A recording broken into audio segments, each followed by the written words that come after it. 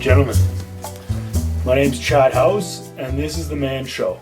So, I know Mr. Kimmel and Mr. Corolla did a Man Show a couple decades ago.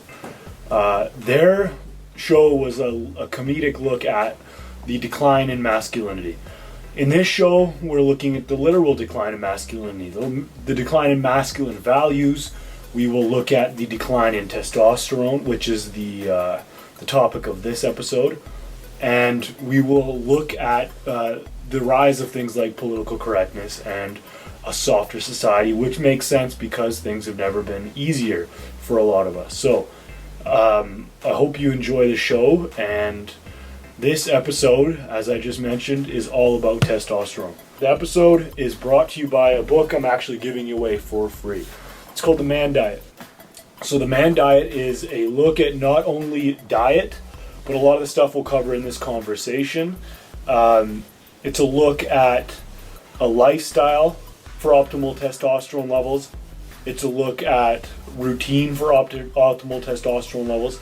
And it's a look at obviously how to eat to optimally raise your most important hormones and then decrease your biggest enemies. So those two biggest enemies are cortisol and estrogen, and we look at it all in this book, and I'm giving this book away for free. I have 1,000 copies printed. I think it's down to 300.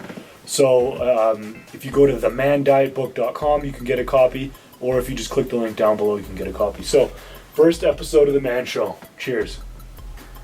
So let's talk about testosterone. We're going to start here because it is the evening and I wanted to smoke a cigar and have the first episode of The Man Show with a cigar in my hand and I think it's Lafroig 10-year in the glass. Oh, just a delicious scotch. The Man Show's first episode. We're gonna base everything on this one study done out of Massachusetts that really needs to be studied more. I don't know how it's not researched over and over again. If there's a decline in a hormone that makes men, wouldn't you think our society would care about that? But they don't seem to care about that. I guess testosterone has the stigma surrounding it. But when you look at the hormone, high testosterone levels typically lead to less likelihood that you're going to experience depression, lower chances of obesity, heart risk, or heart disease, and prostate cancer. So testosterone is a very important hormone for our health, our mental health. But when you look at how high testosterone plays itself in society, men with higher testosterone levels are typically more prone to risk, and we need that in our society. We need men who are going to go out and risk things and venture to accomplish new things in new ways that haven't been accomplished yet. So with testosterone, let's base everything around this notion that there is a 1.2 to 1.3% decline in testosterone in men across all ages. So to look at that and to see that as fact, we have to look at the generations we're comparing ourselves to. So if we compare ourselves to our grandfathers, statistically by this study, we should have a lot lower testosterone levels than them. Up to 20 to 25% lower testosterone levels, which is incredible. By the way, my dog Teddy is in this room as well, and he'll make another appearance.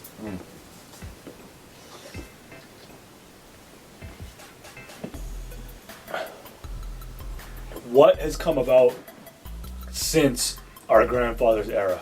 A few things. Our dependence on plastics and chemicals has been dramatically increased. From the time we're born, we're placed in plastic incubators. A lot of our clothes have plastics in them. We drink out of plastic bottles.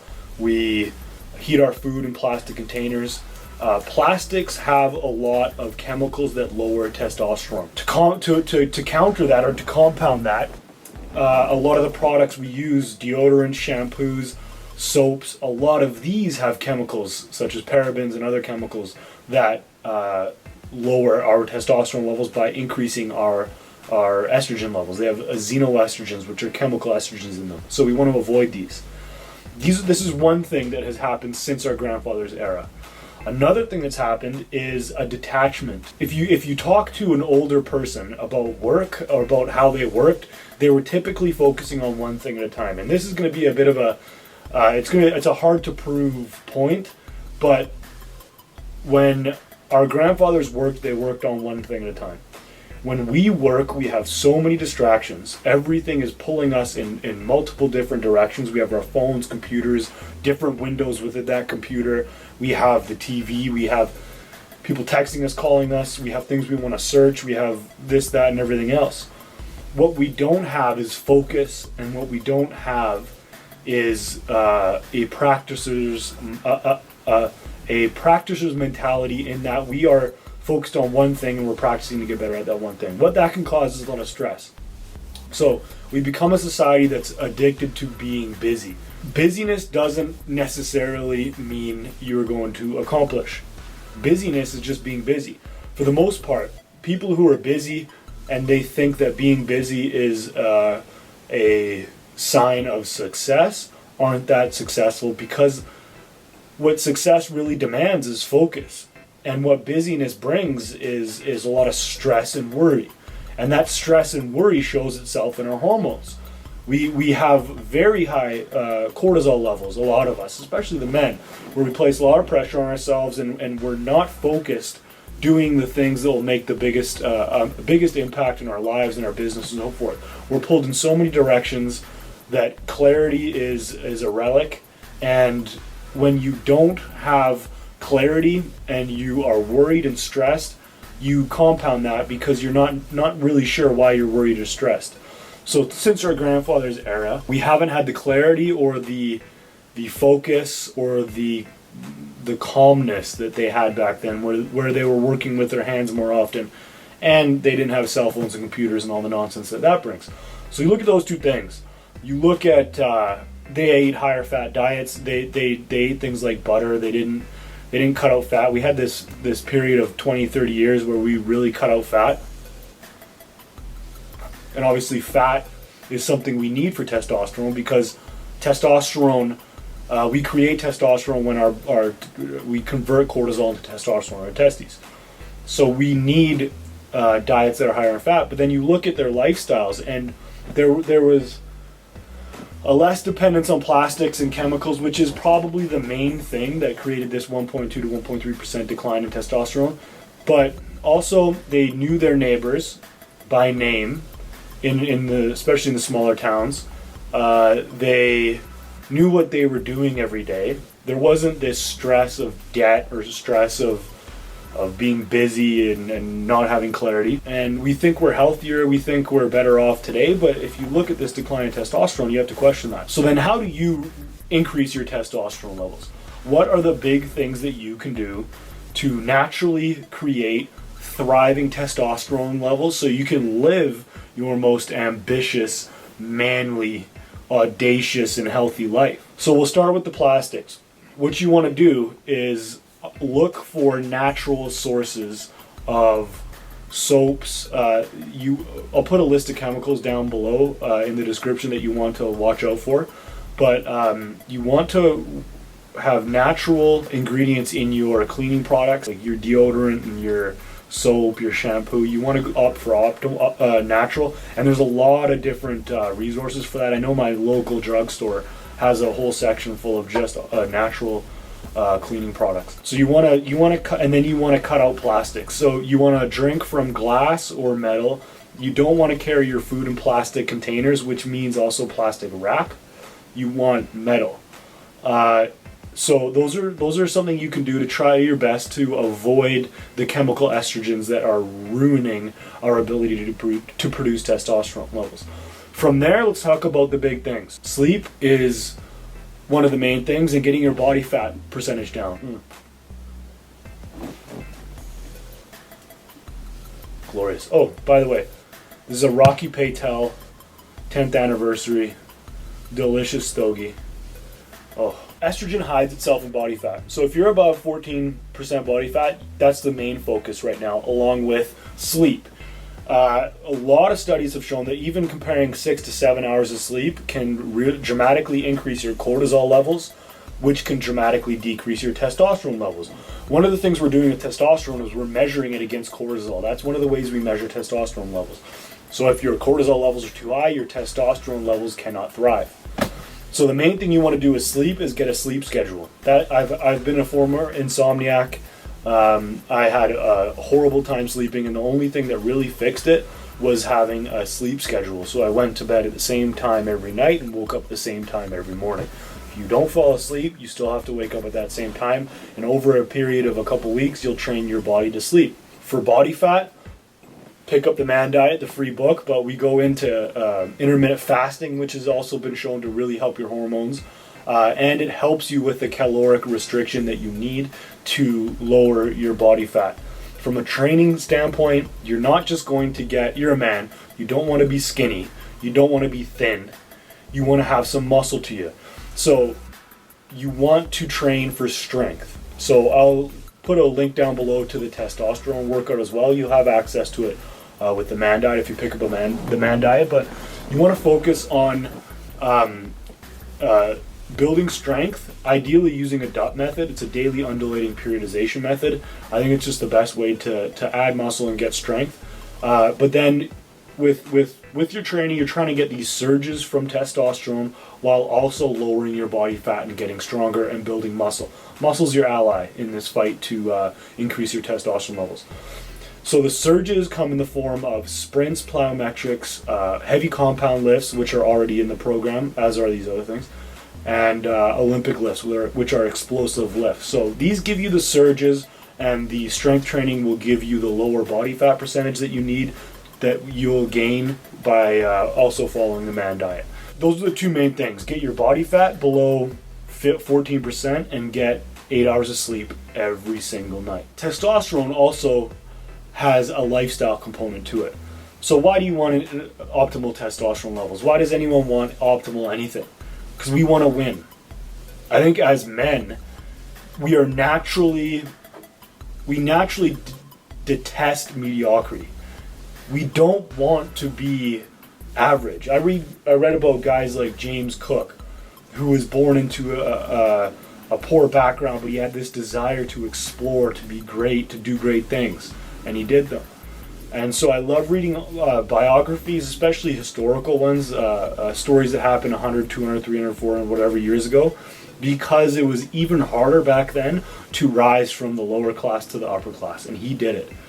And like classes were set back then. So I think men have this natural desire to do something great. I think we all dreamt about it when we were kids, and society has beat the living shit out of that desire.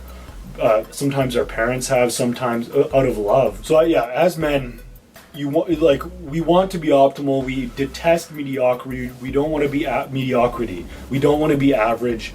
And that's why a lot of guys, it's not just about health. Testosterone's not just about health. It's about being a manly man.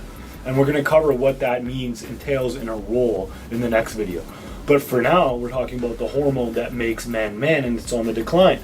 So it has a lifestyle aspect. Multiple studies have shown that men experience a surge in testosterone when we compete. We experience a greater surge when we win. One study of stock traders showed a 78% increase in one guy on a winning streak. So he went on a winning streak, made a lot of money, and his testosterone levels increased by 78%. That's insane. So you want to live a lifestyle that's manly. From a competition level, men, we need to compete. Join a boxing gym, join a jiu-jitsu gym, join something that makes you feel like you're alive, that makes you compete, that makes you want to win, that makes you want to kick the other guy's ass and then shake his hand after. We need these things in our life, not for just from we're designed to be dangerous. We need to be dangerous as men to fulfill our role, so everyone else can have the freedom to not worry about their safety because it's under our control. From a testosterone standpoint, you're going to increase your testosterone levels when you compete and when you win. So have competition in your life, but also be active. Every day, I take my dog out for 3 walks. That has been one of the most positive additions to my life for a number of reasons.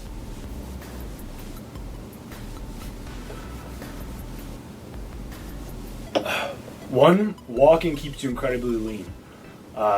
It's a really good exercise for fat loss. 2, and this is the main one, I talked about busyness earlier.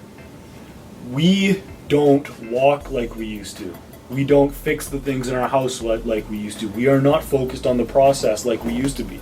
We're focused on the result. We're focused on comparing ourselves to other people. Walking is something that, if you do it correctly, allows you to focus on the process, on your surroundings, on simply putting one foot in front of the other and walking with good posture. We need more things in our life that help us focus on the process, which brings me to another manly thing you should be doing, which is having a hobby of some kind. A good book for every guy to read is The Practicing Mind. It's a really good book. It really shows you how to bring your mind from this distracted, busy state to a focused state where you're practicing on one thing. And you can do it literally through practice. So I've taken up shooting and archery. Both those things are things that force you to practice, force you to focus on the process, especially archery. And then I'm going to take up woodwork soon, just because I want to know how to fix stuff in my own house. I'm pretty useless with that stuff. I've done most of the things in my own house so far, but it's been a painstaking process each and every time I'm faced with something to fix. So find a hobby, get back or train your mind to be in the moment, and that will help you with cortisol, with stress. Now, this isn't to say that stress is a bad thing.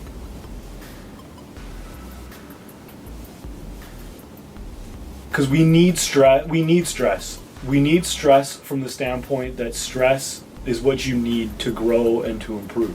We need stress in the gym.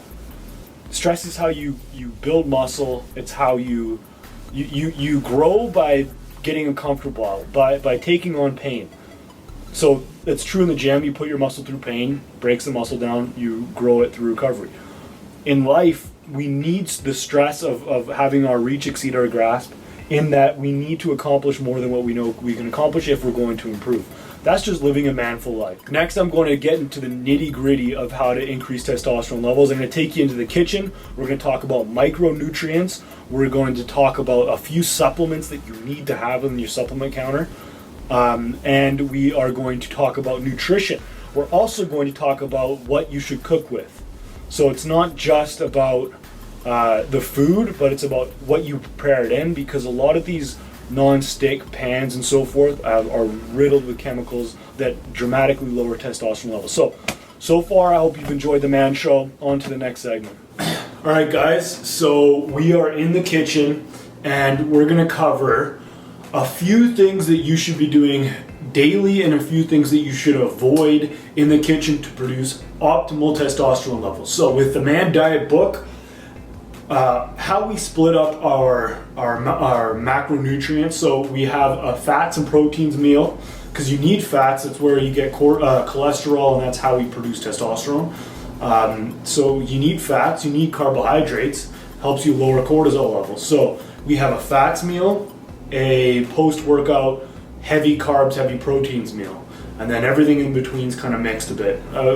Try to get 3 meals in a day, 3 bigger meals in a day.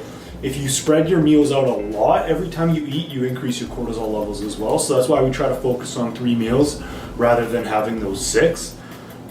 We also do intermittent fasting, which is it's both a tool to help you eat the right amount, but it also increases your growth hormone levels and has a lot of positive effects on your hormones. So we use intermittent fasting. Now, a couple things we're going to cover right now. So I've got bacon going. I'm actually making breakfast right now. I've got bacon going. So bacon's great. Eggs should be a staple of your diet. But I'm using a cast iron pan and I'm using a metal spatula. You want to avoid Teflon. You want to avoid all the plastics that most people have in their kitchen, especially because this is where they're getting heated and absorbed into your food. So really focus on that. Use glass jars. Don't use plastic bottles, for example. So we want to avoid plastics at all costs. Second is the food. We're opt for, if you can, a natural resource, natural food. So I eat a lot of wild game. I have boar bacon. I have free range eggs. But if that's not in your price range, don't freak out. The estrogen levels in organic and non-organic, they're very minimal. So you don't freak out if it's not in your price range. From there, let's do supplements. So supplements are very simple. You want multivitamin, a good multivitamin to give you your magnesium, zinc, B vitamins, D3, so forth. So I've created the Barbarian Manhood Multi. You want this. As far as like this is really going to help you with your testosterone levels because it's going to give you the micronutrients you need. To push someone else's supplement, Truth Nutra has a really good testosterone boosting supplement. It contains ashwagandha. So ashwagandha is a mushroom. It helps lower cortisol levels. So if your cortisol levels are low, that allows your testosterone levels to be high. So I take this in its free form. Truth Nutra has a really good supplement that I'll include down below. So I'm not going to go on and on and on about this. It's all in the man diet. We're talking about man stuff, and you need optimal testosterone levels to be an optimal man. So remove plastics, supplement lightly. That shouldn't be your focus. Your focus should be eating the right food. So get your fats in a meal, get your cortisol, your carbs in a meal, and get your protein. Have a balanced diet and eat healthy. So that's that. All right, guys, we're back for the final segment of the Man Show, and now we're going to cover how to structure everything, or how to structure your life so you win, and winning again is a part of increasing testosterone levels. So here's a journal that I use. It's called visitethicco.com. A couple things I want you to do. One, I want you to pick up this journal. It's a really good journal. It makes you focus on 91 day periods. So forget the year, you're focusing on 91 days, a quarter. And the value of that is you shouldn't diminish your goals just because you're restricting it to 91 days. Your goals should still be audacious. You're just figuring out how to break them down into 91 day periods.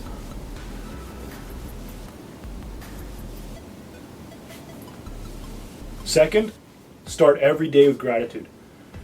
You're not going to, testosterone starts in the brain. You want to have a healthy mind, and that in part starts with being grateful. It starts with thinking in the right way and seeing the world in the right way. So every day, start your day with gratitude and end it with gratitude. Write down 2 to 3 things that you're grateful for that happened within the last 24 hours. And then in the morning, write down 1 or 2 things that you're just grateful for in life. Then make sure that you plan your day the night before. So you're not going into your day scattered and being busy. You're going into your day working and hustling on the right things. Have one primary task that you want to accomplish and 1 to 2 more little tasks. You don't need them if you don't want to have them, but 1 to 2 more max little tasks that you also want to accomplish. Have your day scripted. We need to think more about what we're doing instead of just doing it. And what does this have to do with testosterone? It's about accomplishment. It's about winning. It's about